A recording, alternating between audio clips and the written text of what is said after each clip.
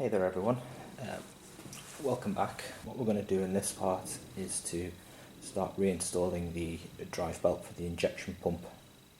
So let's get to work. Okay, first thing you need to do is take that locking bar out of the way. Next thing you want to do is put the camshaft sprocket back in place with the new screw if you're going to use one. This just needs to go in finger tight for the moment. Same procedures on the other side. What you want is the ability for it to turn like that without any play that way, so that's fine for now. Next we're going to install the idler slash adjuster pulley at the bottom there.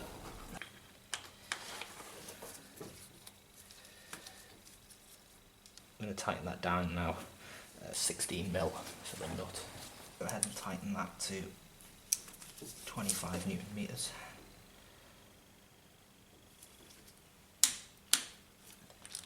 Just make sure that pointer stays in line there. Okay, next what you want to do is install the drive belt. You just come under the injection pump first, feed it above that coolant line.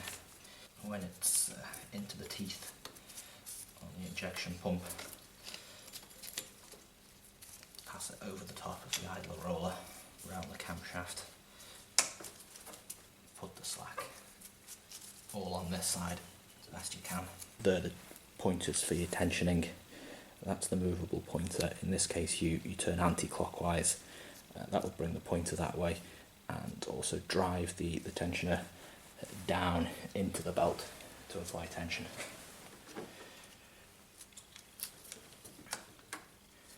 You may find this part is a little bit fiddly because the belt wants to keep pinging off all over the place.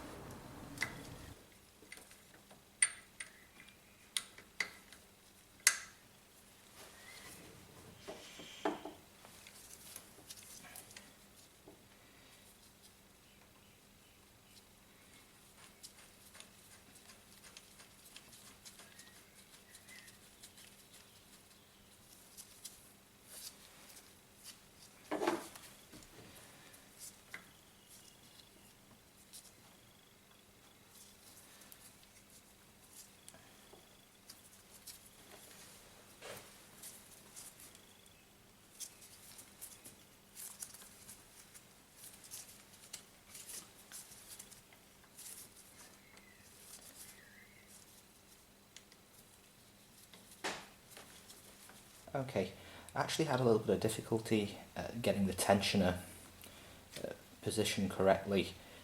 The difficulty I was having was actually getting the bolt to line up with the hole in the injection pump casing.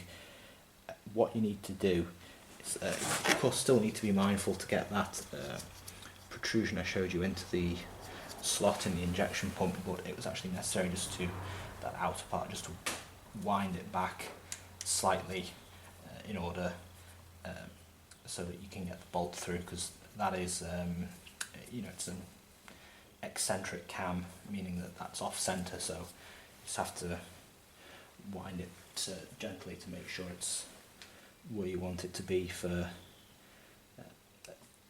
starting position.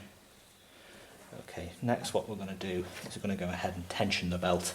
Similar principle applies on this end as around the other end. The injection pump is locked in place. That is not going to be able to move in a way that adjusts the tension. Of course the roller will turn, but it's in a fixed position, so as you drive tension into the belt here with the tensioner, that will twist slightly forwards as you saw there. That will take up any slack in that side of the belt.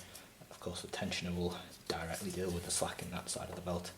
You need to be careful that the belt is nice and straight at this point.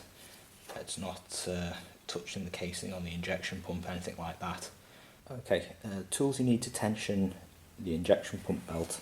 You need a 6mm Allen key, a small torque wrench with a 13mm socket. That's set to 20 Newton meters. what you need to do is use your Allen key, turn the tensioner anti-clockwise until the silver pointer, movable pointer, is in the centre of the fixed pointer at the back there. Hopefully this should be a little easier to do than the main belt.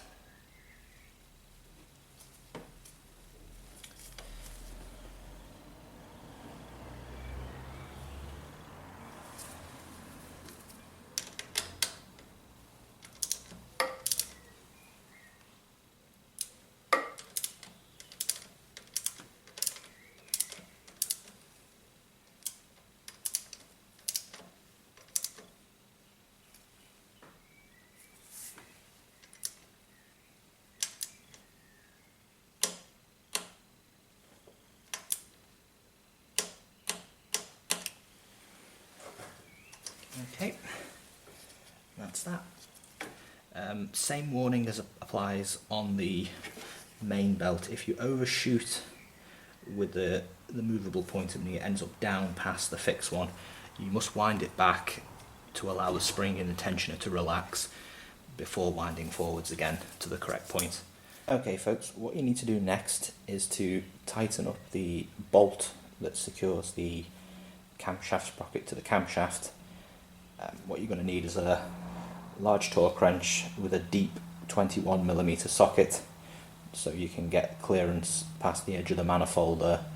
I've gone ahead and installed the counterhole tool. The torque setting for this is 160 Newton meters.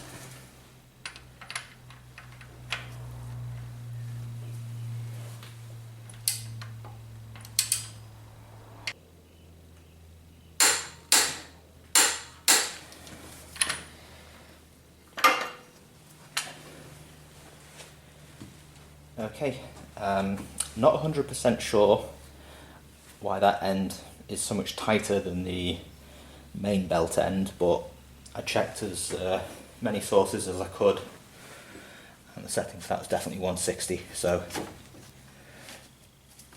that's your pump belt installed. There's just one more little task to do, which is to unlock the injection pump.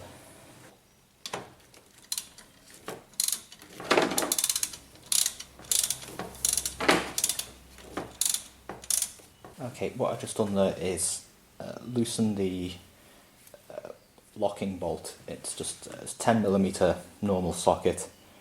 Loosen it out, and what you need to do is put this keeper washer back behind the screw and do the bolt back up with the washer in place to 12.5 Newton meters. That is simply the storage position for the locking bolt. What you don't want to do is drop this down into the car, because it's very difficult to find. You know, take a guess how I know that.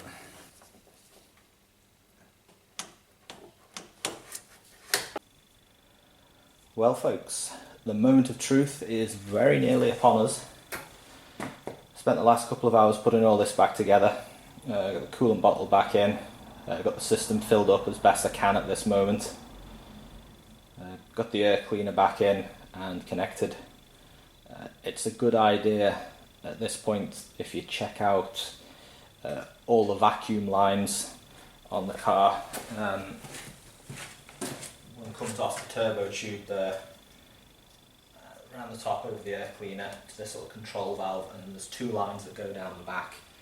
One controls the turbo, the other goes to a valve that connects to this engine vent. They were all in very bad condition, so might be a good idea to get some vacuum hose and a few clips. Obviously the turbo tube's back in as well. Battery is in and connected. Obviously the covers are still missing at this point, as is the serpentine belt and tensioner and its idler roller. I've left that off because it'd be easier to get the timing belt cover back on without that in the way. That in itself is still off because I want to start the engine and see how that belt runs. When I do crank the engine, I won't try and talk over it because it's very noisy. You'll either get the thumbs up or you'll see me running for the key to switch it back off again. I'll also of course check the injection pump belt to see how that tracks.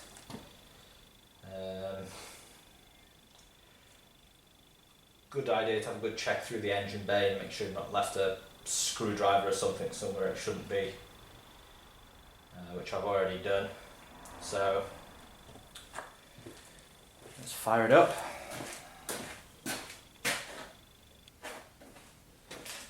Yep, it'd really help if I had the key. I'll be right back with you. Okay, I've been inside and found the key. So this is the moment of truth. Is the M88 S70 going to rejoin the 96 850 and the 2002 V40 in the land of the living? Okay, fingers crossed. Say a prayer.